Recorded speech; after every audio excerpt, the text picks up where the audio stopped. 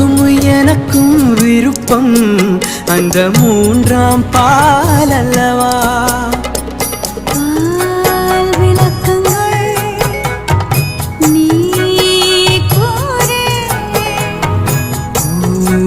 ஊரங்கட்டும் உரைப்பேன் கேள்.